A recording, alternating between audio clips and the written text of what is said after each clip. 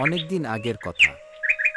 একটি ছোট্ট গ্রামে রহমত নামের এক দরিদ্র কৃষক তার পরিবার নিয়ে বাস করত। তার সম্বল বলতে ছিল মাত্র বিঘাখানেক জমি আর একজোড়া বুড়ো বলদ। হাড়ভাঙা খাটুনি খেতেও রহমতের দিন কাটত অনাহারে অর্থাহারে। কিন্তু তার মনে কোনো অভিযোগ ছিল না। তিনি বিশ্বাস করতেন পরিশ্রমী সাফল্যের চাবিকাঠি। এক বছর প্রচণ্ড খরা দেখা দিল। মাঠের বুক ফেটে চৌচির ফসল ফলানো অসম্ভব হয়ে পড়ল। একদিন রহমত নিজের শুকিয়ে যাওয়া জমিতে আগাছা পরিষ্কার করছিলেন। হঠাৎ তার কোদালে কোপ লেগে টুং করে একটা শব্দ হল। তারপর রহমত মাটি খুঁড়তেই অবাক হয়ে দেখলেন সেখানে একটি পুরনো মাটির কলস চাপা পড়ে আছে। কৌতূহল হয়ে কলসটি খুলতেই রহমতের চোখ ছানাবড়া। কলসটি চকচকে সোনার মোহরে ঠাসা। মুহূর্তের জন্য রহমত থমকে গেল। সে ভাবল এই মোহরগুলো দিয়ে তার সারা জীবনের অভাব মিটে যাবে। তারপর রহমত মোহরের কলসি মাথায় নিয়ে বাড়ির দিকে রওনা দিল। মোহরের কলসি নিয়ে হাঁটতে হাঁটতে তার মনে হল, এই সম্পদ আমার ঘামের উপার্জন নয়। এই সম্পদে আমার কোনো অধিকার নেই। কিছুক্ষণ পর রহমান বাড়ি ফিরে এসে তার গিন্নিকে ডাকে। গিন্নি, ও গিন্নি, কোথায় গেলে গো? এদিকে একবার আসো তো। আসছি।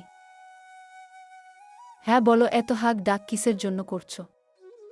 আজকে মাঠে কাজ করতে করতে হঠাৎ মাটির নিচ থেকে এই কলসিটা আমি পাই। এই কলসিতে সোনার মোহর ভর্তি আছে। সত্যি বলছো তুমি? এতদিনে তাহলে ভগবান আমাদের দিকে মুখ তুলে চেয়েছে। এবার আমাদের সব অভাব মিটে যাবে। নাগিন্নি, এই সম্পদ আমাদের না। তোমার মনে আছে কিছু বছর আগে আমরা এক বিধবা বুড়িমার কাছের থেকে আমরা এই জমিটা কিনেছিলাম? হ্যাঁ, আমার মনে আছে। এই সম্পদ হয়তো সেই বুড়িমার পূর্বপুরুষদের। তাই আমি ঠিক করেছি এই সম্পদ আমি সেই বুড়িমার কাছে দিয়ে আসব। একথা বলেই রহমান মোহরের কলসিটা নিয়ে বুড়িমার বাড়ির দিকে এগোতে শুরু করে। রহমান বুড়িমার বাড়ির সামনে এসে বুড়িমাকে ডাকতে শুরু করে। বুড়িমা, ও বুড়িমা, বাড়িতে আছো নাকি? কে বাবা তুমি? তোমাকে তো ঠিক চিনতে পারলাম না। তুমি আমার কাছে কেন এসেছো? বুড়িমা, তোমার মনে আছে আজ থেকে কিছু বছর আগে আমি তোমার কাছ থেকে একটা জমি কিনেছিলাম?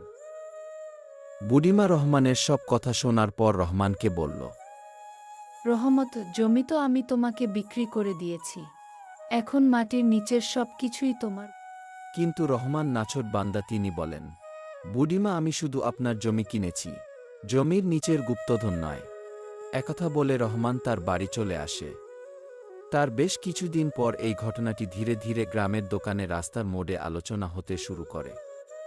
লোকের মুখে একটাই কথা ছিল, রহমান কি বোকা, তাই না?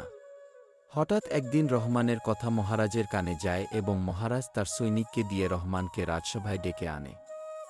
রহমান রাজসভায় আসার পর রাজা মশাই তার সততায় খুশি হয়ে তাকে 50 বিঘা জমি ও 2টি গায়ে গরু উপহারস্বরূপ দেয়া।